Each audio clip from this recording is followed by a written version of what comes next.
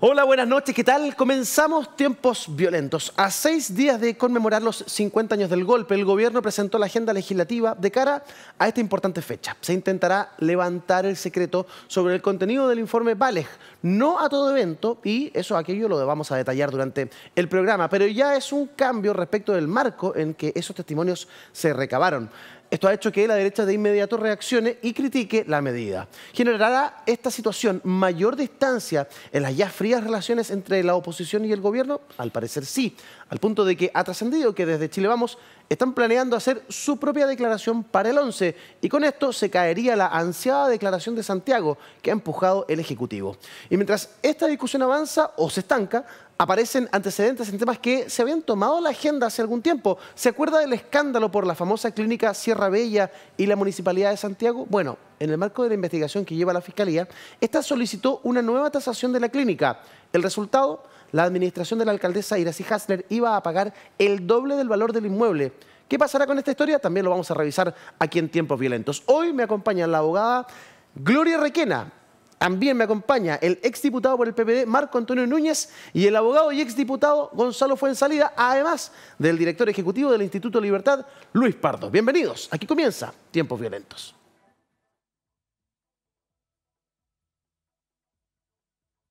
Respecto al levantamiento parcial del secreto Valeg, este consiste fundamentalmente en que el equipo ejecutivo del Plan Nacional de Búsqueda tenga acceso a la información contenida en los antecedentes de informe Valeg 1 y 2, en los mismos términos que lo tiene actualmente el Instituto Nacional de Derechos Humanos.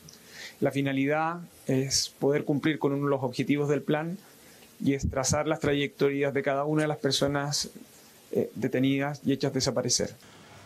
Ahí estaba el ministro de Justicia y Derechos Humanos, Luis Cordero, en la ex cárcel de Valparaíso, en donde se comunicó, ¿cierto?, al país la agenda legislativa respecto del 11 de septiembre también en materia de ampliación, ¿cierto?, del plan de búsqueda nacional. El punto más relevante, el levantamiento del secreto del informe Valeg. ¿Qué piensan nuestros invitados de esta noche? En 10 segundos se lo preguntamos a uno que vuelve después de mucho tiempo, el exdiputado Gonzalo Fuenzalida. ¿Cómo está, Gonzalo? 10 segundos para usted. Bueno, gracias a Dios por esta bonita invitación. Mira, la verdad que no cambia mucho nada, porque yo creo que finalmente el acceso al informe de la Comisión Valeg está disponible a los organismos como el Instituto de Derechos Humanos y ahora va a estar disponible al Comité de Búsqueda. ¿No? Tiempo, Gonzalo. No cambia mucho más. Perfecto, no aporta mucho a la visión del abogado Gonzalo Fuenzalida. ¿Qué piensa don Luis Pardo, que también es el director ejecutivo del Instituto Libertad? Buenas noches, Luis, gusto verlo también. 10 segundos para usted. Muchas gracias por la invitación. Bueno, es perfectamente legítimo y conveniente que se hagan esfuerzos por dar con el paradero de los detenidos desaparecidos. Sin embargo, el levantamiento del secreto en el caso del informe de Valeg puede afectar seriamente a las víctimas. Es un compromiso que el propio presidente Lagos ha reivindicado varias veces. Perfecto, Luis. Y Gloria Requena, abogada de Red Protege. Gloria, muy buenas noches, ¿cómo estás? Buenas noches. 10 segundos para usted. Gracias.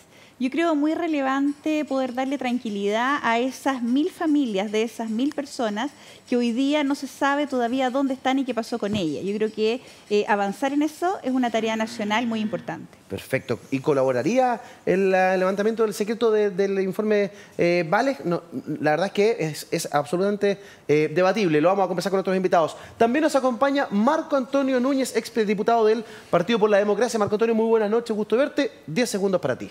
A mí me parece una muy buena medida por dos razones. Primero, respeta la voluntad de las víctimas o sus herederos respecto a hacer públicos situaciones que pueden afectar la vida personal. Pero además, es un paso adelante. Es un paso adelante. Las voces más críticas de levantar el secreto del informe Valeg hablan de que esto no fue lo que se le planteó a las personas cuando se hizo el informe, 1. Y 2, el que hay situaciones descritas en el informe que son sumamente graves y que probablemente esas familias no quieran revelar, o muchas de ellas pueden no querer revelarlo. La clave está, creo yo, en que se le va a consultar a las personas si es que están dispuestos o no a revelar ese secreto. Con esa salvedad hecha, ¿no está superado el escollo, Gonzalo? Mira, yo trabajé en el programa de Derechos Humanos del Ministerio del Interior. Y trabajé justamente con el informe de ética y con el informe de la Comisión Valeg. Así que los conozco bastante. Y la verdad es que yo creo que lo que se ha hecho en Chile y lo que hizo el presidente Irmo y el presidente Lagos yo creo que se hizo todo lo que se tenía que hacer. y la justicia operó y hay condenados. Hoy día pretender, más allá de lo que ya se logró en los 30 años que han sido bastante repudiados por algunos, creo que al final son buenas intenciones, pero lograr a través de informes, de estos informes que no necesariamente dan espacio a dar con personas que siguen desaparecidas, no creo que haya producido ningún efecto. Y te lo digo porque me tocó ver las causas y hacer algunas cosas. Y la verdad, claro, cuando uno va a la justicia, y esto ya te lo digo como abogado, generalmente uno tiene que probar las cosas. Sí. Y los jueces no pueden fallar si no tienen pruebas suficientes, por eso se demoran. Y cada día las pruebas son casi menos. O sea, cada día es más imposible ir probando. ¿Por qué? Porque la gente ha ido falleciendo, ha ido envejeciendo, no hay recuerdo, no hay registro. Entonces, la verdad, al final estos anuncios son como más políticos que concretos que vayan a producir algo. Yo creo que lo que se hizo en el gobierno del presidente Elwin, en el gobierno de Eduardo Frei y en el gobierno del presidente Lago, creo que se hizo todo lo que se podía y los resultados fueron en ese periodo. Ya. Todo lo que viene después ¿Gloria? es cada vez más es descendente. Hasta Se casi hizo nada. todo lo que se podía hacer, plantea Gonzalo Fuenzalía. ¿Estás de acuerdo? ¿El levantar el secreto podría ayudar a hacer mucho más a través de la tecnología con la que se cuenta hoy día? A ver, yo discrepo con lo que plantea Gonzalo. Yo creo que se hizo en su minuto lo que se podía hacer, en eso estoy de acuerdo. Pero eso hoy día evidentemente no es suficiente. Si tú tienes hoy día 1.500 desaparecidos y solamente sabemos el destino de aproximadamente 500 y de mira la fecha no lo sabemos, tenemos 1.000 familias que siguen hoy día buscando a sus desaparecidos. Entonces, evidentemente que cualquier esfuerzo que hagamos como país es un esfuerzo importante. Ahora, yo sí discrepo en la forma de hacerlo. Yo creo que la información, lo importante no es que esté para esta comisión de búsqueda, y además yo creo que tampoco es el mecanismo adecuado. Debió haberse radicado en organismos que ya están, que es el Instituto de Derechos Humanos. Y haber fortalecido con esos recursos al Instituto para efectos de la búsqueda, que es el organismo propio para estos efectos y que se creó para tal sentido. Entonces yo creo que en vez de crear siempre organismos en paralelo, lo que hay que hacer es fortalecer lo que ya está. Ya. Entonces como primera línea creo que ahí está mal hecho el recurso, es mal utilizado el recurso. Pero la información para quién tiene que estar disponible no es para estos organismos esencialmente, sino que para el Poder Judicial. Yo creo que esto permite aportar en muchos aspectos en causas judiciales que aún están abiertas. Entonces yo creo que es fundamental que quien acceda a esta información sean los tribunales. Y yo creo que el levantamiento del secreto es un tema, y además lo han planteado las organizaciones de derechos humanos, que están de acuerdo con el tema. Sí. Ahora, ahí respecto, si los familiares autorizan, no veo ningún problema. Yo creo que la mayor discrepancia va a estar en si puede el heredero o no disponer de esta información. Hay mujeres, por ejemplo, que le declararon situaciones de tortura que son terribles. Hicieron un gran esfuerzo en hacer la declaración. Yo no sé si ellas estarían disponibles, si estuvieran vivas, a que eso se supiera. Quizás muchas de ellas lo hicieron una reserva absoluta, por poner el ejemplo. Entonces yo sí creo que los que pueden autorizar son los que hoy día están vivos, y creo que ahí está bien. Creo que las promesas se deben cumplir. Si yo declaré en base al secreto, creo que eso es respetable. Pero sí la información debe estar disponible para los tribunales.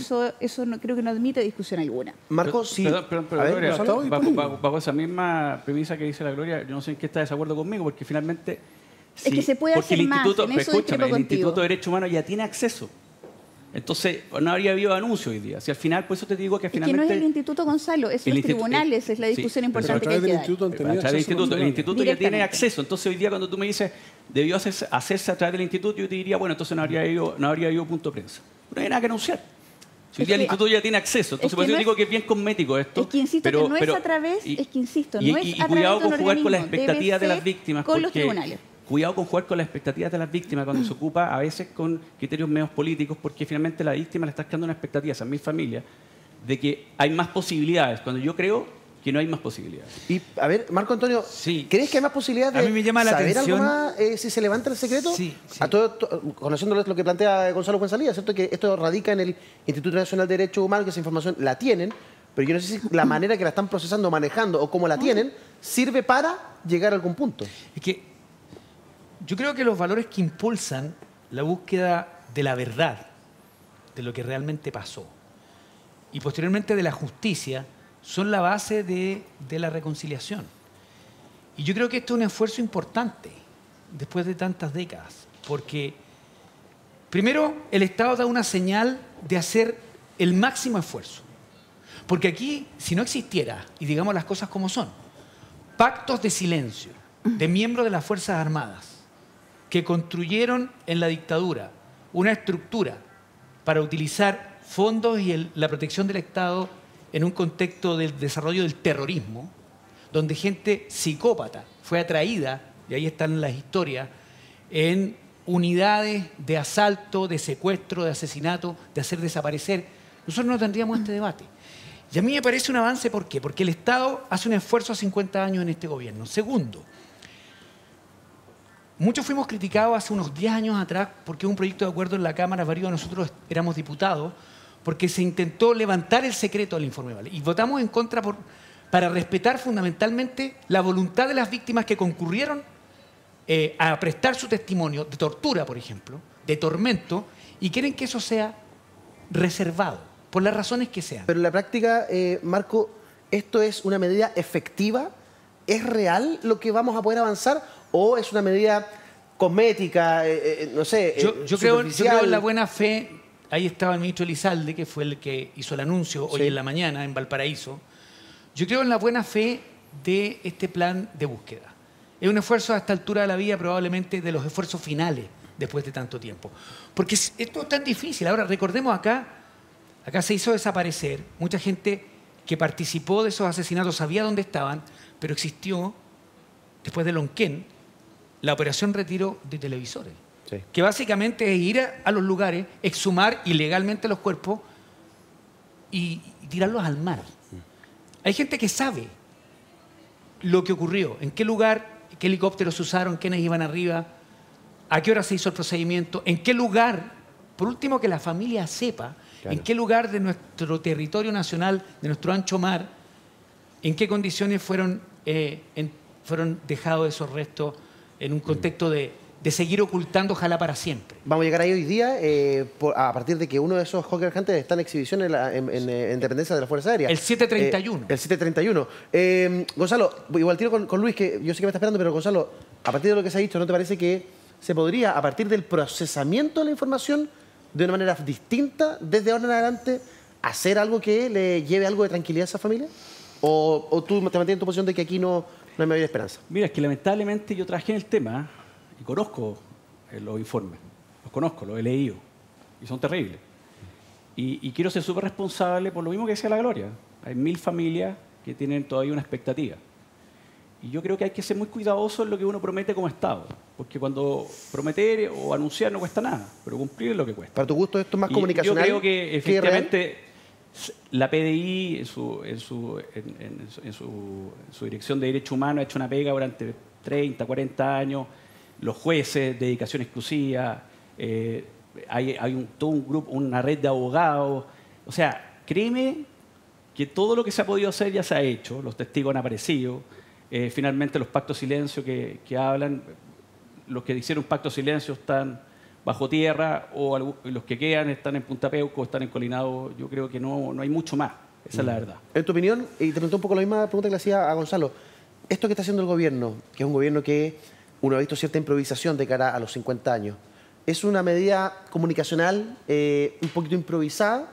¿O aquí hay un trabajo de fondo que el presidente Boric le encarga al ministro de Justicia cuando lo trae, ¿cierto?, desde el exterior para hacerse cargo de esa cartera y le entrega esta misión relevante? Ejecutemos un plan nacional de búsqueda que contenga A, B y C, entre ellos levantamiento del secreto. ¿Qué crees tú? O sea, yo creo que tener un plan de búsqueda es legítimo y es necesario en tanto existan detenidos desaparecidos, pero me parece poco efectivo que si ya hay un organismo del Estado que tiene acceso al informe, se le da a esta comisión transitoria acceso al mismo informe que por lo demás, hasta donde he leído, la justicia ya ha podido acceder al contenido de los informes cuando ha sido necesario. Pensemos además que muchos de los abogados y muchas de las familias que están detrás de lo que se testimonia en el informe Valech son también querellantes en causas de derechos humanos y por lo tanto la información en ese sentido ha fluido. A mí me parece mucho más grave, por ejemplo, que las osamentas que por largos años han estado extraviadas, pese a que se sabía y se comentaba en el servicio médico legal, no hayan sido periciadas. Y ahí hay un esfuerzo que podría haber hecho el Estado hace mucho rato y haberle llevado también información útil y tranquilidad a quizás cientos de familias. Entonces, yo creo que más bien esto es una medida de tipo comunicacional que que pueda traer resultados efectivos en lo que se propone. ¿Esa está una medida comunicacional? Se lo preguntó de inmediato al jefe de bancada del Partido Comunista, el diputado Luis Cuello. Diputado, muy buenas noches, ¿cómo está? Gracias por el contacto. Buenas noches, Eduardo. Gracias por la invitación y el contacto. Respondiendo a la pregunta, yo creo que esta es una medida que nosotros valoramos porque, en definitiva, lo que hace es reconocer una antigua demanda del movimiento de derechos humanos. Creo que, en definitiva, el informe Valech, o más bien el trabajo que realizó la Comisión Valech, claro, tenía esta limitación, o tiene actualmente esta limitación que es importante, porque también, de alguna forma, el ocultar los nombres de los victimarios es una forma que contribuye a la impunidad, y por lo tanto creo que el levantamiento secreto de las condiciones que han sido planteadas por el gobierno del presidente Boric, creo que es algo que nosotros valoramos, porque sin duda que cuenta con esa legitimidad y ese apoyo del movimiento de derechos humanos y por lo tanto contribuye también al establecimiento de la verdad histórica. Sí. Gloria Requena nos apuntaba recién una de las cosas que se podrían criticar de esto es que no se ha fortalecido la institucionalidad que existe, no se ha robustecido, por ejemplo, el Instituto Nacional de Derechos Humanos, que tiene este informe en su poder desde que se creó. Entonces, ¿no debió haber sido ese el camino en vez de crear instituciones paralelas que de pronto tienen que empezar a trabajar en algo nuevo? No, porque yo pienso que se trata de misiones distintas, de tareas diferentes. Sin duda que yo coincido que siempre se debe fortalecer, tal vez nunca sea suficiente desde el punto de vista de la institucionalidad, el fortalecimiento del INDH. Yo creo que en eso coincidimos, pero en cuanto al Plan Nacional de Búsqueda, eso tiene que ver con una misión específica, con un objeto específico, por lo tanto creo que es pertinente que se cree este programa. Ahora, yo creo que el INDH sin duda ha cumplido con una tarea importante desde el punto de vista del resguardo de los derechos humanos, con su informe anual, la labor que llevó adelante durante el estallido, cuando en Chile se violaron los derechos humanos de forma generalizada, y por lo tanto creo que aquí hay que recordar que muchas veces la derecha incluso ha intentado negar el presupuesto incluso al INDH, tal como lo vimos el año pasado en la discusión de la ley presupuestaria, sí, la ley de presupuesto. Yo espero que eso no se repita durante este año. Diputado, hablemos de otro tema que aparece en el marco de los 50 años y que tiene que ver con el cierre o redestinación del Centro Penitenciario Punta Peuco. ¿Se cierra o no se cierra Punta Peuco? Usted, junto a otros parlamentarios, fue a entregar una carta al ministro de Justicia, Luis Cordero, el día de ayer. ¿Va o no va el cierre de Punta Peuco? ¿En qué está eso? Sí, claro, nosotros ayer nos reunimos, concurrimos al Ministerio de Justicia junto con parlamentarios y parlamentarias, nos recibió el ministro Luis Cordero, entregamos una carta con una propuesta a la cual nosotros, por supuesto, que adherimos, que tiene que ver con redestinar, o sea, darle otro uso al penal de Punta Peuco. Eso en el fondo significa, claro, un cierre, en el sentido que hoy día el penal de Punta Peuco es una cárcel una cárcel de privilegio, una cárcel de lujo que fue creada para criminales de lesa humanidad, que aún se mantienen en ese penal. Entonces, por lo tanto, acá, por un principio básico de igualdad ante la ley y también porque, en definitiva, el otorgamiento de esta clase de privilegios carcelarios es también una forma de otorgar impunidad a quienes usaron todas las herramientas del Estado para cometer estos graves crímenes, y por lo tanto nosotros esperamos que el gobierno acoja esta solicitud. Lo ha dicho el presidente Boris, que estos asuntos no se anuncian, sino que sencillamente se ejecutan. Nosotros creemos que una buena alternativa es que se use este penal para estar destinado a mujeres embarazadas, mujeres con niños pequeños, y darle otro uso a esta estructura. Sí, y todo hace creer que esa ejecución va a ser justamente a partir del día 11, al menos anunciada por el presidente, y que también eso estaría frenando la potencial participación de la derecha en la famosa declaración de Santiago. ¿Qué le parece que la derecha esté planeando llevar adelante una propia declaración y no unirse a la declaración de Santiago en la que ha insistido el presidente Boric? Creo que la derecha está perdiendo una oportunidad histórica. En definitiva, acá existe un claro retroceso de parte de la derecha en su juicio, en su examen histórico-político de lo que fue el golpe de Estado, la dictadura cívico-militar. Hace 10 años hablaban de cómplices pasivos, hoy día están reivindicando a un sangriento ministro del Interior como fue Sergio Nofre-Jarpa, y por lo tanto hay un claro retroceso. Creo que lo que plantea el presidente Boric son mínimos democráticos, son mínimos civilizatorios, que toda fuerza política debería suscribir. Y hoy estamos escuchando algunas excusas que no tienen ningún sentido. Por ejemplo, que llegan a comparar el estallido social con el golpe de Estado como una forma también de, en el fondo, evadir la suscripción de un documento. Acá lo que vale, lo fundamental acá tiene que ver con una garantía, con que la derecha debe dar garantías de que nunca más va a dar un golpe de Estado por no estar de acuerdo con un proyecto histórico o con un proyecto político que haya triunfado en las urnas. Creo que esa es la garantía que todos queremos escuchar y por supuesto que nunca más va a apoyar un régimen que viola los derechos humanos. Diputado, y se me queda una en el tintero respecto de Punta Peuco. ¿Usted qué propone hacer con las personas que están privadas de libertad en Punta Peuco y que han cometido delitos de lesa humanidad o que atentación contra los derechos humanos a la cárcel común? Bueno, la propuesta es que sean dirigidos a una cárcel común, a la cárcel de Colina. Esa es la propuesta. Ahora, por supuesto que es el Ministerio de Justicia que podrá tener, desde el punto de vista del conocimiento técnico de las condiciones carcelarias, cuál es el mejor lugar para que cumplan con la pena aquellas personas que fueron condenadas por estos crímenes de lesa humanidad. Es que estaremos de acuerdo, diputado, que hacer justicia no es llevar adelante una acción de venganza. Es algo distinto. No. Y, por ende, el propio presidente Frey ha planteado que presos como estos en ninguna parte del mundo pueden estar en una cárcel común. O sea, mira, ahí lo destaca el mostrado, el expresidente Frey defiende Punta Peuco. Estas personas no pueden estar en una cárcel común. O sea, ok, si los van a sacar de Punta Peuco, en alguna parte tienen que habilitarle para garantizarle su seguridad, que está a cargo del Estado. No es cosa de llegar y ponerlo en la cárcel común y que ahí pase cualquier cosa, por un tema de edad, incluso por los temas de delitos que han cometido. ¿Qué visión tiene usted respecto a eso? Sí, bueno, por supuesto. Yo creo que cualquier persona condenada, aun cuando sea un criminal de lesa humanidad, tiene el derecho a que el Estado proteja su vida y su integridad física. Y por lo tanto, llevarlo a una cárcel común no significa desprotegerlo.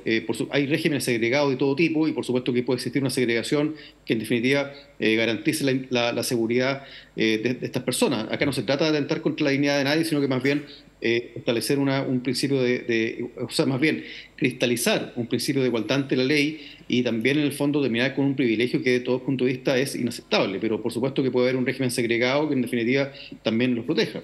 Diputado Cuello, le agradezco el contacto con el programa, muy amable como siempre, que esté bien. Buenas noches. Gracias, Eduardo. Buenas noches. Nos vemos. El diputado Luis Cuello, jefe de la bancada del Partido Comunista, entonces, con sus apreciaciones respecto de Punta Peuco y respecto también de lo que conversábamos anteriormente. ¿Hablemos de Punta Peuco? Hablemos. ¿Es un símbolo de privilegio carcelario o es, incluso ayer Ronald von der Weth planteó que era un recordatorio constante para las Fuerzas Armadas de un nunca más, como un símbolo de democracia para las filas castrenses? Ahí yo, la verdad, no había escuchado nunca algo así, un argumento como ese. ¿Qué piensan ustedes? Gloria, comienzo contigo. Bueno, yo creo que es ponerle mucho a Punta Peuco, digamos, que sea un símbolo de esta situación. Ahora, sí es un tema importante. Las nuevas personas que están cayendo detenidas no van a Punta Peuco porque Punta Peuco no tiene capacidad. Sí, están yendo a otros centros de detención. Colina 1, si no me equivoco. Colina 1, ya que están aislados, están con cierto, no sé si 1 o 2, están con un cierto nivel de privilegio igual dentro de ese espacio. Pero, sin perjuicio de lo anterior, independientemente de los delitos que hayan cometido, la pena que tienen es la privación de libertad y eso no hay que olvidarlo nunca. Entonces, independientemente de eso, yo tengo que garantizarles su seguridad, tengo que garantizarles que no sean vulnerados sus derechos humanos y eso independientemente de los delitos que hayan cometido. Entonces, si bien terminar, digamos, con Punta Peuco para un cierto segmento de la población, en cierta forma terminar con una estructura de privilegio, también hay que entender que las personas que están presas allí, muchas de ellas tienen situaciones de salud o situaciones mentales que no dan para tenerlo en un espacio común. Claro. Y hoy día la segregación penitenciaria es un eufemismo, ¿ya? Y el hecho que se puedan garantizar los derechos de las personas dentro de la cárcel también lo es, porque los niveles de hacinamiento no lo permiten. Hoy día tenemos una población penitenciaria que excede con creces la capacidad que hoy día tenemos. Yo todavía no entiendo por qué los gobiernos no han puesto dentro de sus políticas la construcción de cárceles también como una de sus prioridades, ¿ya? Y eso genera hoy día que tengamos una situación. Podemos cerrar Punta Peuco, efectivamente, pero no para que deje de ser un penal, sino para efectos de,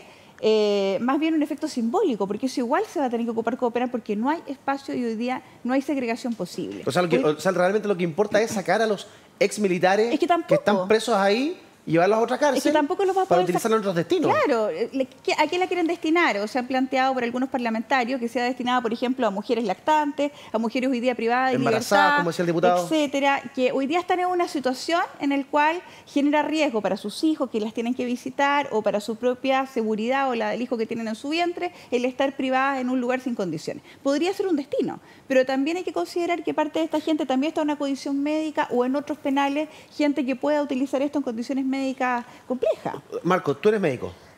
Una mujer embarazada, el penal Punta Peuco cumpliría con los estándares que uno cree que una mujer embarazada debe tener. Y lo mismo pregunto para una persona que es, no sé, mayor de 75 años, que tiene un problema de salud, que tiene un problema mental. ¿Es el lugar indicado bajo la arista médica, de salud, mental y física? ¿Es el lugar indicado? ¿Hay que cerrarlo para esas personas, sí o no?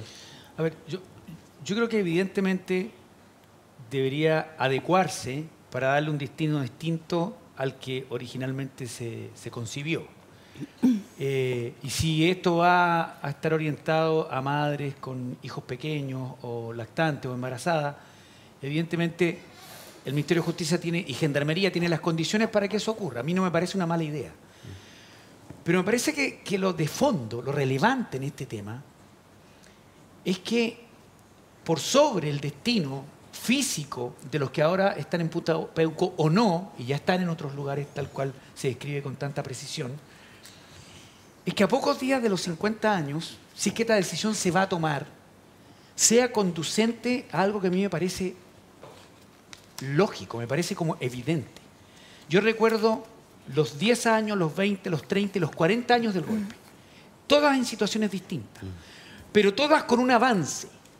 Se iniciaron las protestas, Elwin y el inicio de la transición, Lagos que abre Morandé 80 en un momento histórico que probablemente va a ser de los más trascendentes, Piñera y los cómplices pasivos, y ahora. Estaba pensando en Punta Peuco también, en la declaración de Santiago que está ahí en Veremos. Y antes de cambiar de tema, también preguntarle a Gonzalo y a Luis. Luis, Punta Peuco, desde que nació con polémica. Año 95, gobierno del presidente Frey, era Ricardo Lagos, el ministro de Obras Públicas, quien debía firmar el decreto. Claro. Y a la hora del final dice, no, yo no firmo y renuncia. Frey no le acepta la renuncia y quien termina firmando es Soledad Alvear, ministra de Justicia de la época. Entonces, desde que nace Punta Peuco fue muy a la chilena, como que ya hagámoslo, pero no hagámoslo, pero sí, pero ya hay que hacerlo, ok, hagámoslo. Y hoy día que hay que cerrarlo a ojos de muchos, también estamos en el mismo proceso. Luis, ¿debe cerrarse el penal Punta Peuco, sí o no? Absolutamente no. Yo creo que en todos los países del mundo civilizado existen cárceles especiales para, en este caso, militares que están cumpliendo condena. Eso obedece a razones de seguridad y obedece a razones que están universalmente aceptadas. O sea, sería la excepción a la regla. Segundo, creo que la diferencia entre venganza y justicia es respetar los derechos humanos de quienes están condenados, sean del color político que sean. Y en este caso, lo que están cumpliendo condena en Punta Peuco son adultos mayores, muchos de ellos que no saben dónde están, que están absolutamente perdidos con Alzheimer y con otras enfermedades de demencia senil, algunos que están con enfermedades terminales y a los cuales se les está prestando las condiciones que tampoco son de privilegio en una cárcel que ya presenta signos de hacinamiento. Gonzalo, ¿se cierra o no se cierra el penal de Punta Peuco? ¿Qué dices tú? Oye, el diputado Cuello es un diplomático, porque hizo unas declaraciones que invitó a la reconciliación a todos. Oye, mira, yo creo que al final volvemos a lo mismo. Si Punta Peuco, yo no lo conozco, no vivo nunca, pero estoy viendo las fotos y no un resort ni una casa de campo, como si una cárcel. Pero tiene evidentemente mejores condiciones que la cárcel común, que la penitenciaría. Oye, son puros mitos. Hay cárceles que hoy día son cárceles concesionarias que son mejores y son más modernas y más cómodas que Punta Peuco. O sea, más encima, lo que dice la Gloria es verdad, o sea, está totalmente sobrepasada hoy día gran parte de los condenados. Hay una gran cantidad de condenados que están en Colina. Ojo, me confirman, van a Colina 1 a un módulo que se llama Asistir. Van a Colina 1. O sea, yo creo que incluso podríamos decir que los narcotraficantes tienen más privilegios en las cárceles que los de Punta Peuco. Bueno, tienen cárcel VIP. Así que es cosa que meterse a las cárceles donde están los narcotraficantes y ahí no vamos a encontrar con un lugar de privilegio. Pero la verdad que eso parece que a nadie le interesa cerrarlo ni modificarlo. Es el símbolo. Pero sí, Punta Peuco, que es una cárcel, hay privación de libertad. Y también el tema de cárceles para embarazadas, mujeres. Oye, pues sí hay cárceles.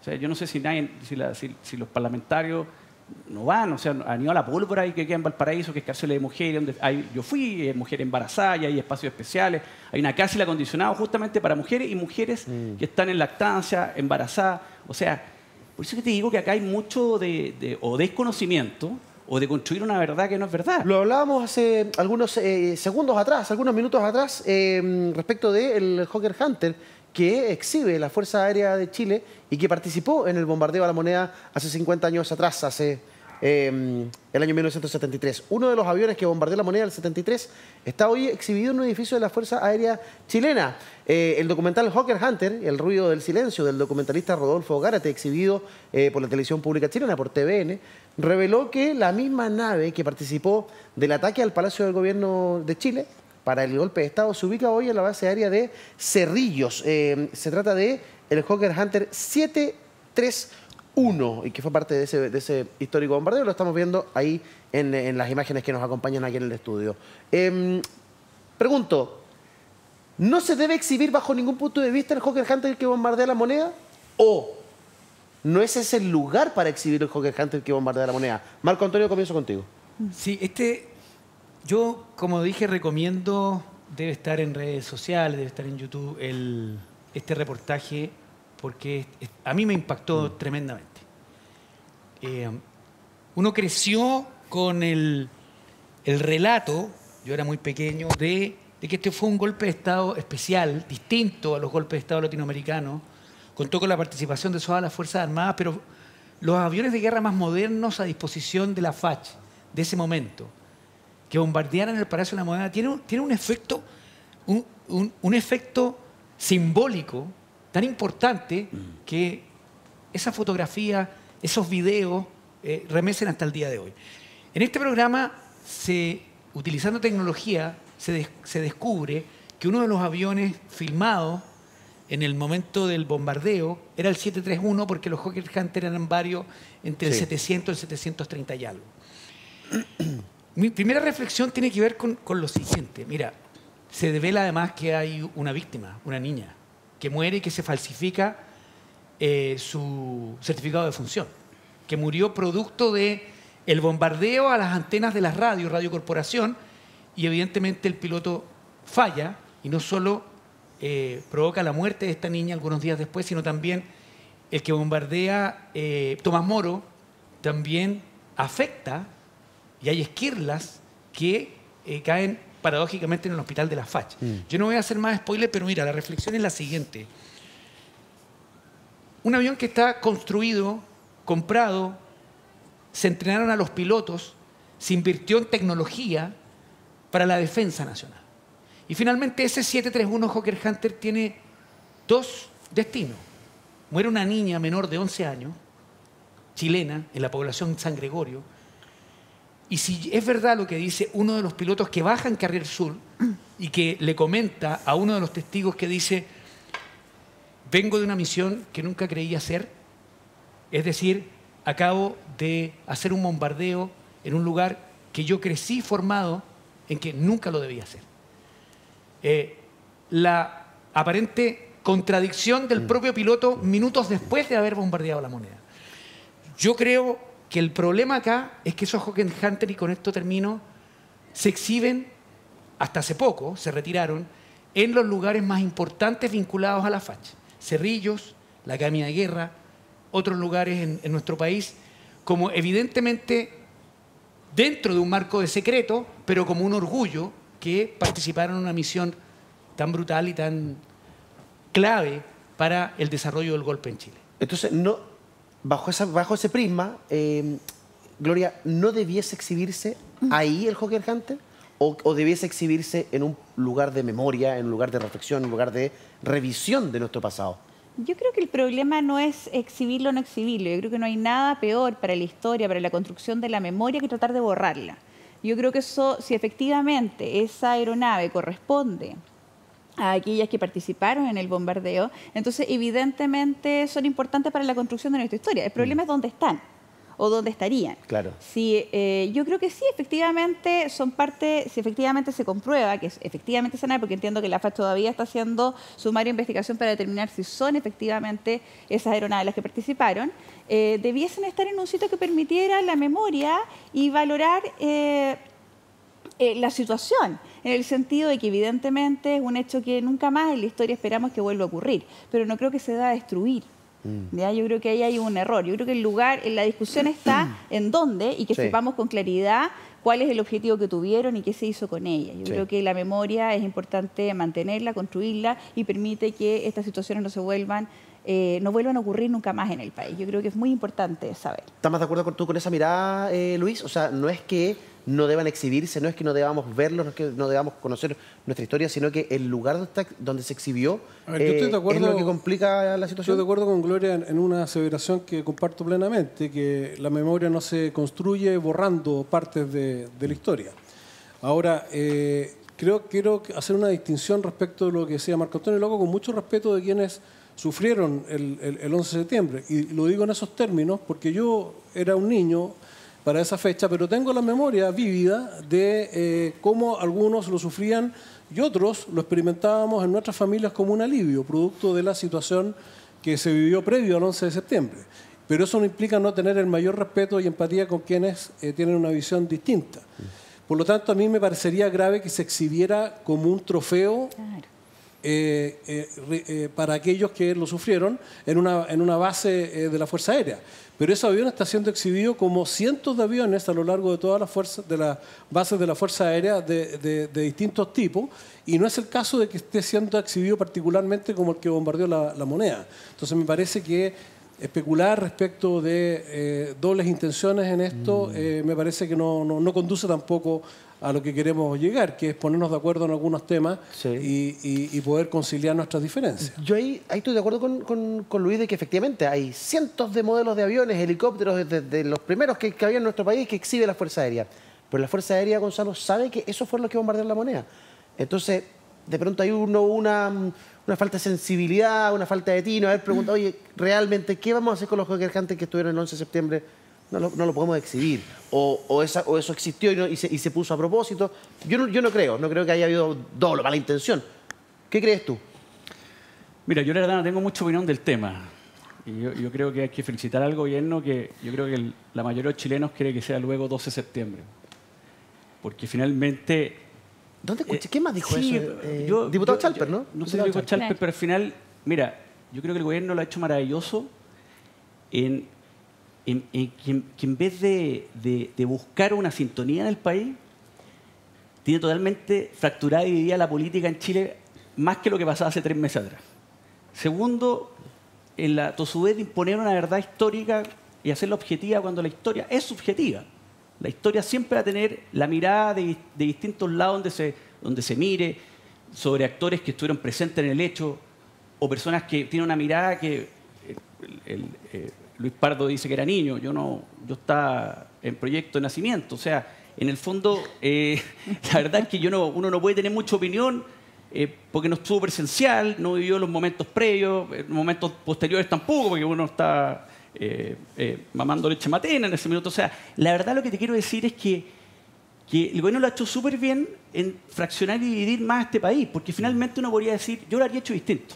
Fíjate, yo habría dicho, mira, septiembre era una época que en nuestra historia republicana siempre ha sido un mes donde hemos afectado valores esenciales.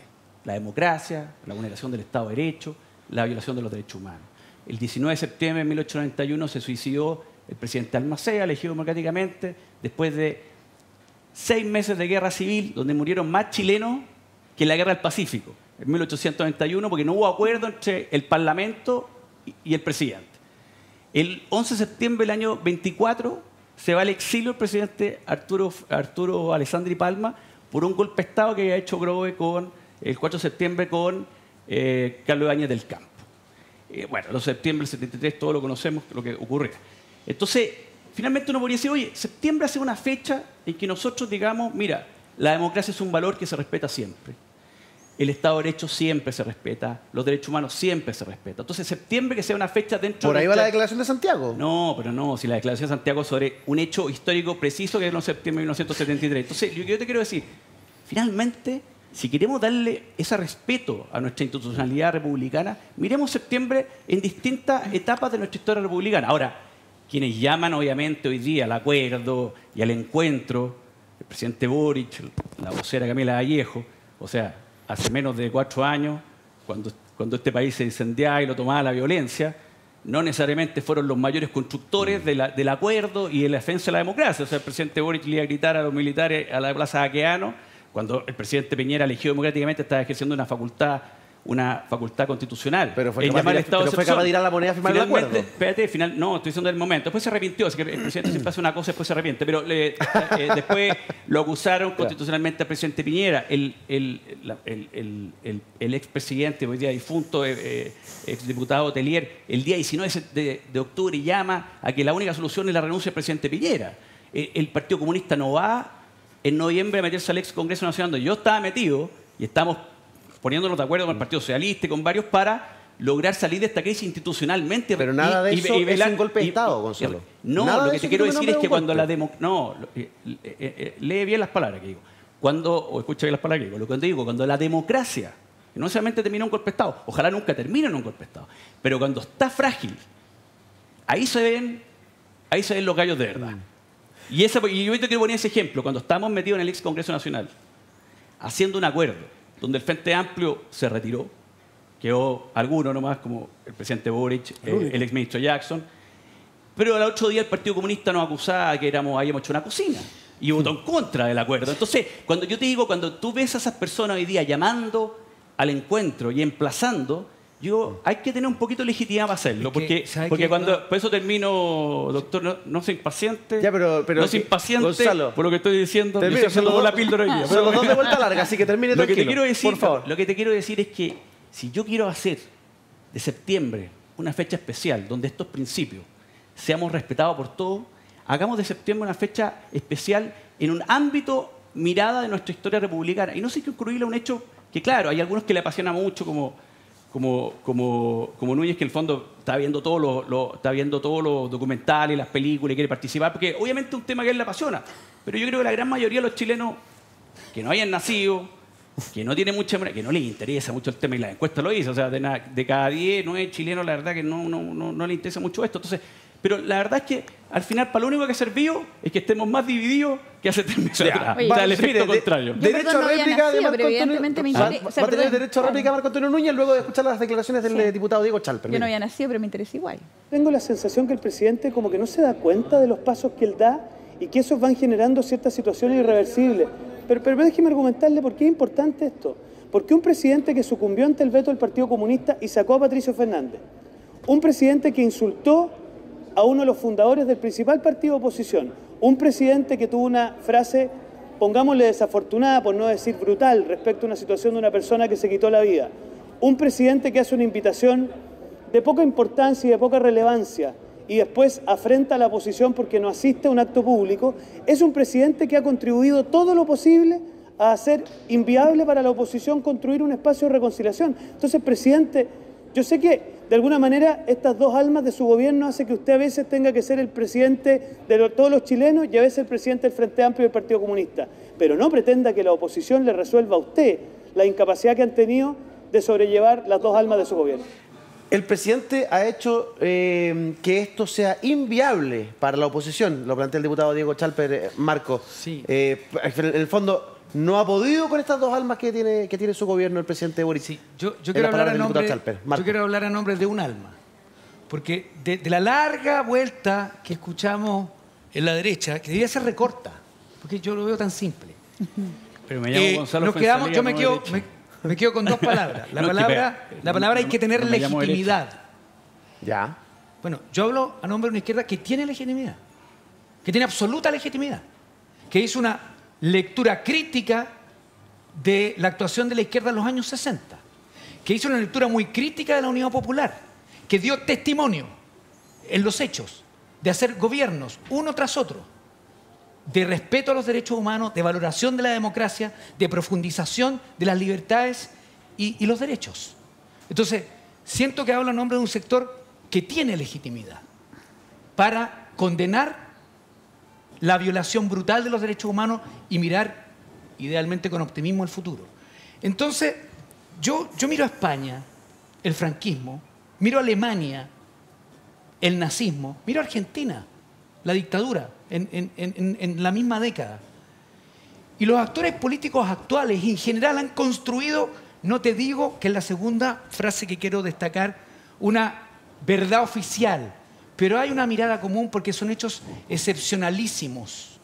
Y nosotros, después del golpe, vivimos hechos excepcionalísimos. El terrorismo de Estado, que no es comparable a la declaración del Pleno del Partido Socialista en Chillán, que no es comparable a un gobierno que en términos de unidad nacional y de eficiencia fue muy malo como el de Allende. Es terrorismo de Estado. Y que hoy tengamos dificultades en sectores de derecha que debiesen haberse renovado mucho más profundamente y tener una visión respecto de esa condena, a mí me parece un retroceso. Marco, Yo por eso que hablo de que aquí se requiere legitimidad y la tenemos, y se requiere además la posibilidad de que haya un esfuerzo de tener una mirada común y hacer una condena de la violación a los derechos humanos en la dictadura. Nos quedan pocos minutos y quiero conversar con todos, pero perdón, tú me dices, yo hablo de un sector de la izquierda que tiene legitimidad. Completa. ¿Hay un sector de la izquierda que no tiene legitimidad? Es que, a ver, ¿Lo yo ves, creo que sí. sí. ¿O no? Yo ¿Tú crees que sí? A ver, yo Ya, creo que sí. Está perfecto. Y vamos a un ejemplo concreto. ¿Y en la derecha? Y eso es lo que dije yo. También, pero vamos a la pregunta difícil en la izquierda. Sí. Y vamos a un ejemplo concreto que es el estallido. Hubo un sector de la izquierda que quiso aprovecharse de lo que fue el 19 de octubre para subvertir el orden democrático y muchos aspiraban a la caída del presidente Piñera. Perfecto. Otros no lo tuvimos, por lo tanto, yo creo que ambas posiciones antidemocráticas y que avalan la violencia en distinto grado, no colaboran a que nosotros cerremos. Y esa frase que termino eso, ojalá lleguemos a que sea 12.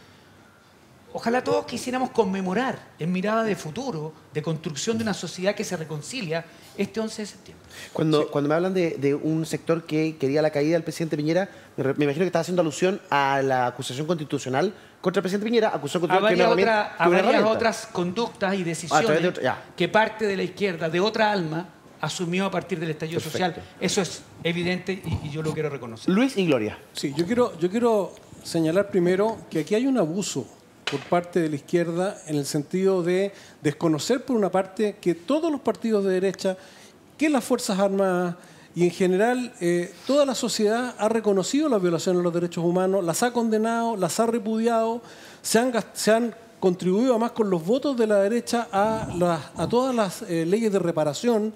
Es decir, se pretende obviar todo eso para obligar a la derecha a que además pase por alto lo que fue la irresponsabilidad y la falta de democracia que condujo al 11 de septiembre. Porque lo que no estoy de acuerdo con Marco Antonio, para terminar, es que esa autocrítica que es efectiva y que es real, que hizo particularmente el Partido Socialista con lo que se llamó la renovación socialista, bueno, la gran conclusión de eso es que no se pueden hacer cambios sin las mayorías suficientes, pero pasan por alto que se cerraron medios de comunicación, que encarcelaron directores de medios aplicándole la Ley de Seguridad Interior del Estado, que incumplieron la Constitución en varias de sus formas, y toda esa orgía antidemocrática, ellos la pasan por alto bajo la excusa de que fueron posteriormente víctimas. Sí. La mayor empatía y reconocimiento a las víctimas de la violación de los derechos humanos, pero no traten de pasar gato por liebre, porque ahí es donde está el punto de quiebre para llegar a un acuerdo respecto a esa fecha. Pero el presidente Boric se hace cargo y respecto del gobierno del presidente Allende, dice las complicaciones que se generan a partir de gobernar sin mayoría.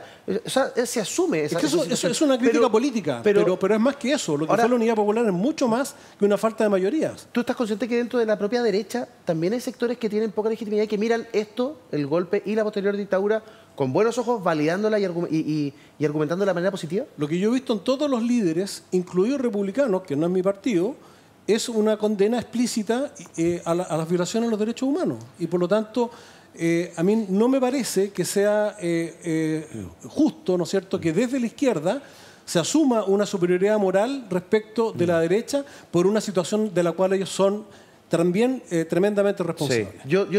Yo creo en una derecha democrática, creo que existe la derecha democrática y hay mucha gente de derecha que cuando frases altisonantes aparecen, cierra los ojos y dice, ¿cómo es posible esto? Por ejemplo, la diputada Gloria Navellán, ahí mismo, me dijo que ella celebraba los 50 años de la caída de Allende y que era un pronunciamiento militar y que había sido un gobierno cívico-militar. No, y los mitos urbanos. Y que además, y después, un par de semanas después, en otro lado, dijo que las violaciones a las mujeres, los abusos a las mujeres eran mitos urbanos. Pero no es la única. O sea, uno mira las encuestas y el pinochetismo está siendo cada vez más valorado. Tú tienes una derecha, reitero, que todos sus partidos, incluido el que se le califica de extrema derecha, que reitero no es mi partido, han condenado esto.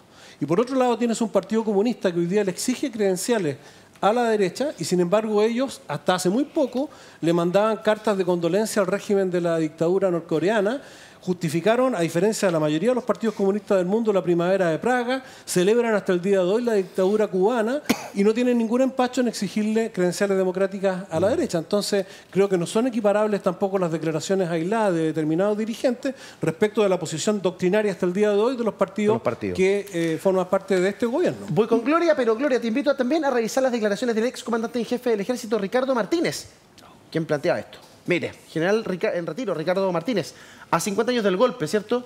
La responsabilidad de todo la tiene Pinochet. Ha presentado un informe, ¿cierto?, en el que hace una revisión histórica del actuar del ejército y esta aparece dentro de esta gran frase de un ex jefe castrense, ¿cierto?, adjudicándole la responsabilidad por mando, ¿cierto?, al comandante en jefe de la época, Augusto Pinochet. Gloria, ¿qué te parece? Evidentemente que Pinochet tiene la principal o la mayor responsabilidad, pero eso yo discrepo con el general Martínez en términos de que él no puede señalar que los altos mandos y quienes tuvieron cargos de poder en la toma de decisiones no hayan tenido responsabilidad o puedan deslindar en la responsabilidad principal de mando la responsabilidad que tuvieron en las graves violaciones a los derechos humanos que ocurrieron. Yo creo que acá hay una desinteligencia, yo creo que de todos los sectores, y creo que también desde la moneda la hay, en no entender que no existe ni una única izquierda ni una única derecha, y que hoy día, a tan pocos días de conmemorarse 50 años, ninguno de los sectores, ni siquiera desde el esfuerzo que hace en cierta forma Martínez con su texto, digamos, de entender o tratar de generar una mirada que permita la unidad de todos los chilenos. Yo creo que tienen que haber efectivamente mínimos comunes, y esos mínimos comunes no se han dado, en términos de que ninguna situación, ni ninguna situación de inestabilidad puede permitir o avalar un golpe de Estado.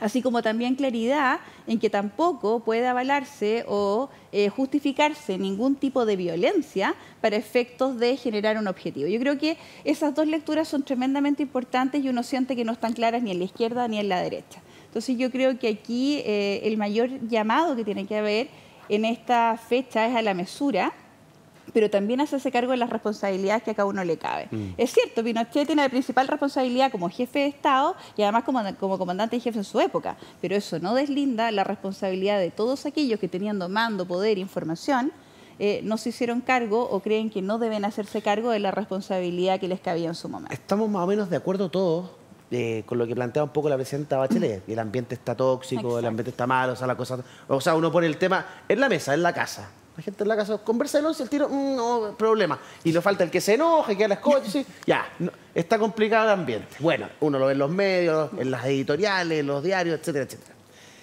Estamos 6 días del 11. ¿Vamos a ver a la oposición en la moneda del 11? ¿O se mantiene esto de que aquí van a haber 2 declaraciones? ¿O el presidente va a estar solo con su declaración y sus invitados? Y aquí la derecha no va a participar. Luis, parto con usted y les pido, por favor, mucho cariño por el reloj. Nos queda muy poco tiempo. No, yo creo que no va a haber acuerdo, principalmente porque el gobierno no ha conducido a crear las condiciones para un acuerdo. Permíteme decirte además que lo que dice la declaración, pero bueno, a mí me parece razonable. Si el problema es que detrás de esa declaración no hay la sustancia, no hay el trabajo previo para poder despejar temas como los que aquí hemos discutido. Claro, perfecto, Luis. Gonzalo, ¿qué crees tú que va a suceder el día 11? Lo que plantea un poco la presidenta de Bópoli, Gloria Hood, que estaban preparando una declaración propia, o en algún momento va a haber un cambio en el escenario y va a aparecer la derecha en la moneda. No, yo vuelvo a repetir lo que te dije recién. Yo felicito al gobierno que lo ha hecho bastante bien en dividir al país cada vez más. O sea, el problema es el anfitrión. El anfitrión no convoca. Y yo recojo las palabras de Marco y estoy totalmente de acuerdo con él. Cuando yo hablo de la falta de legitimidad, hablo de esa izquierda, porque yo viví ese hecho, puedo hablar de ese hecho porque fui presencial, o sea, estaba ahí. Lo que no me pasó el año 73, por lo cual no puedo hablar de algo que no viví, que ni siquiera tengo memoria, porque no está en los planes. Pero que se puede estudiar o revisar. Sí, está bien, pero es que ahí volvemos a lo mismo. Sí, por eso es que esta discusión no tiene punto final, porque la interpretación histórica siempre va a ser subjetiva. Nunca vamos a llegar a un acuerdo de la historia porque nos faltan muchos elementos. Pero lo que te puedo decir sobre un momento, hace menos de 4 años, en nuestro país estuvo tambaleando la democracia, hubo un sector de la izquierda y un sector de la derecha que fueron capaces de encerrarse en el ex Congreso de Santiago y llegar a un acuerdo y una salida institucional para una crisis. Sí. Pero hubo sectores en ese minuto de la izquierda que están hoy día nada más ni nada menos que gobernando, algunos, que obviamente que hoy día son los que convocan. Entonces el problema es el anfitrión, y por eso que yo creo que, y con todos los dichos que vienen para detrás, yo creo que obviamente no convoca a nadie a ir a sentarse ahí, porque la fiesta no está muy entretenida. Nos quedan muy pocos segundos, tengo un invitado esperando. Marco, ¿crees tú que va a haber un cambio radical en la historia o esto, así como está, es como va a terminar? Yo no pierdo la esperanza y creo que ya 6 días de los 50 años ya no fue. Yo estoy de acuerdo, hay responsabilidades del actual gobierno. 3 razones que a mí me parecen criticables. La primera, los invitados relevantes. Aquí podríamos haber tenido primeros mandatarios de Europa, claro, de otros continentes. Sí. Y la lista es básicamente son los amigos latinoamericanos, Petro, Fernández. Sí. Sí. Las celebraciones relevantes anteriormente contaron con respaldo mundial en términos de capacidad de convocatoria. Lo segundo, la caída hace pocos meses atrás, un mes y medio, de Fernández y el rol que juega el Partido Comunista básicamente en esa primera alma del gobierno, que es el partido más antiguo, ¿no?, en comparación al Frente Amplio. Sí. Porque los caminos se bifurcaron. El Partido Comunista construyó el Frente Patriótico Manuel Rodríguez en términos de una salida armada a la dictadura que fracasa, ¿no?, y que hoy tiene el poder que tiene en términos de la conducción de este gobierno. Y tercero, el tono. ¿Y último? El tono. Yo creo que no se utilizó un tono desde el Ejecutivo de búsqueda de acuerdos, de reencuentro para la construcción de un gran acuerdo, pero yo creo que si no es ahora, en un futuro no tenemos que renunciar a mirar el futuro con unidad y con reconciliación. Impericia entonces del propio Ejecutivo, un poquito lo que plantea en esto estamos Gonzalo, de acuerdo, el anfitrión en el malo. Y Gloria, ¿qué dice? Sí, muy breve. Yo todavía confío, y aquí un llamado a los dirigentes políticos de la derecha, que es importante que todos estemos en una fecha tan importante, medio siglo de la ruptura institucional del país. Así que más allá del tono y las desinteligencias que han habido, yo apelo al sentido democrático en orden a que es importante que Chile vea unidad, y eso no se logra si solamente un sector está representado. Así que hay que ser más inteligente y hay que estar presente. Perfecto. Gracias, Gloria. Vamos a hablar de inmediato al diputado Marco Antonio Zulantay para hablar de esto. Mire, lobby feroz en el Congreso, los pagos por 1.000 millones de pesos de casas de apuestas a su asesor estrella. Lo publica Radio Bio Bio en su sección de investigación. Estamos con el diputado Marco Antonio Zulantay. Buenas noches, diputado. ¿Cómo está? Gusto saludarlo. Buenas noches, Eduardo. Gusto saludarlos también. Bueno, ahí estamos a disposición para poder comentar este tema que ha estado en boga en el último tiempo. Un parlamentario que lleva el fútbol en su sangre por ascendencia, ¿cierto?, por herencia, y que sabe mucho de esta materia. Diputado, preguntarle, ¿usted fue uno de los parlamentarios que se reunió por ley de lobby con este lobista, ¿cierto?, de las casas de apuestas, o fue uno de los que dijo no, conmigo, con él ni a misa? No, exactamente, lo segundo. Yo lo dije ahí en la nota de Bio Bio. En lo personal, yo no acepté nunca ninguna reunión por lobby en este tema, porque yo soy autor de un proyecto que prohíbe la relación de las plataformas de apuestas online vía sponsor, publicidad con los clubes deportivos. Entonces yo consideré de que no me necesito reunir con nadie para que me convenza de lo contrario. Vamos por parte. ¿Quién es Carlos Baeza Guiñez? Bueno, según lo que yo entiendo, yo a él no lo conozco. Entiendo que es el representante, o se conoce que es el representante, abogado, representante de las 4 plataformas de apuestas más importantes que están operando hoy día en Chile con contratos publicitarios. Y según lo que aparece ahí en el reportaje y la entrevista larga que yo entregué también en Bio Bio, es que se reunió por ley del lobby con al menos 13 o 14 diputados. Sí. Me imagino que para hacer su trabajo de lobista, y también expuso en la Comisión de Economía, donde se está viendo un proyecto para regularizar, en este caso, las plataformas de apuestas online. Ahora, usted me dice que claro, que no lo conoce mucho, pero usted en Bio Bio lo describe como el responsable de un lobby feroz. Me imagino que a partir de las acciones que lleva en el Congreso, esta persona, que es el representante legal de las casas de apuestas, y además figura en el directorio de una de estas empresas de apuestas, LATAM Win. Además, hay que decir que el Ministerio de Justicia se ha pronunciado respecto de las casas de apuestas en torno al fútbol, y en estos momentos el fútbol chileno está en jaque porque de tener que dejar de tener relaciones con estas casas de apuestas, el fútbol no tiene dinero para nada. Esa es la situación hoy día del fútbol chileno, diputado. Así es, bueno, ahí en ese titular que puso Bio Bio, quiero aclararlo, me pregunta a mí el periodista, mi colega, yo soy periodista también, igual que usted, me pregunta si es que hay mucho lobby que se hizo, y yo dije, parafraseando al libro de Renato Garín, en el Congreso se ha hecho un lobby feroz respecto a este tema, porque yo sabía que muchos diputados, y ahí, bueno, ahí está la cantidad, está el nombre publicado, se habían reunido por lobby con este representante de esta plataforma de apuestas, y, insisto, creo yo que está dentro de la legalidad, pero muy incómodo. Yo lo dije así, ha sido muy incómodo porque eventualmente uno se va topando en los pasillos con personas que en este caso están tratando de llevar agua a su molino, que están tratando de justificar su punto de vista, y en ese sentido yo lo señalé claramente de esa forma. Respecto a lo segundo, claramente que hay un problema, pero que debió haberse previsto. Si esto se sabía que era una actividad económica ilegal en Chile, la definición es muy clara. El juego está prohibido en Chile a no ser que una ley las habilite.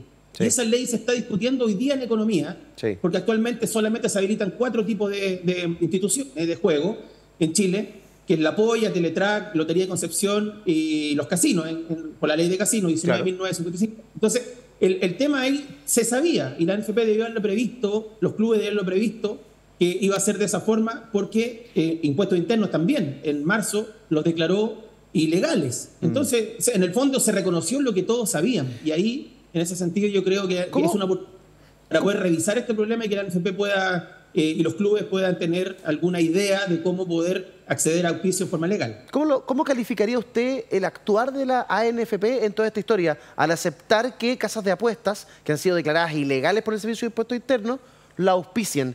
¿Temeraria, irresponsable? ¿Cómo lo calificaría usted? Mire, sin justificar a nadie, lamentablemente se llegó a este punto porque al menos hay un área gris en este sentido, porque justamente si sabemos que estas plataformas son ilegales porque no las habilita una ley en un momento determinado, se vio también ahí, Impuestos Internos estuvo cobrando IVA respecto a esto, porque hubo una indefinición respecto a si eran plataformas, en el fondo se cobraba por plataformas online o tenía que ver con una especie de casino, y ahí en esa área gris se metió esta duda. La NFP, a la luz de los hechos actuales, cometió un error en ese sentido, igual que los clubes. Y yo creo que lo que vale, además de hacer este análisis, es ver cómo enmendamos en el futuro este tema, porque también hay un tema secundario acá. Aquí estamos hablando de que aquí también hay graves problemas de ludopatía, especialmente de jóvenes, de niños. De jugadores, según denuncias. Hay jugadores, según lo denunciaba el jugador Escalante de Cobreloa. Claro, que hay jugadores que han echado la pelota para afuera para que se cobre un córner de más, porque ahí alguien se beneficia con eso, una cosa pero antideportiva total, una locura. Estamos entrando ya al amaño de partidos, y no estoy diciendo que hayan ocurrido, estoy hablando de la sospecha, de la duda. Entonces, el hincha que merece tener siempre un espectáculo de buena fe va dudando de todo, del córner, del resultado. Y eso, lamentablemente, yo lo preveí el año pasado cuando empecé a defender este proyecto, porque esto ya se venía viendo de hace mucho tiempo en otras ligas. ¿Sí? Ya en Argentina, en Colombia, en Brasil, ahora 16 equipos de primera división ya bajo sospecha, el presidente del fútbol boliviano denunciando a equipos bolivianos, ya España cortando este tipo de contrato 2020, etc. Entonces aquí era cosa de tiempo de que llegara en esta área gris que se generó, pero yo creo que lo importante es buscar buenas soluciones a este tema. Gracias, diputado, que esté muy bien, muy buenas noches, gracias por el contacto, nos vemos. Muy buenas noches, un abrazo. Chau, chau.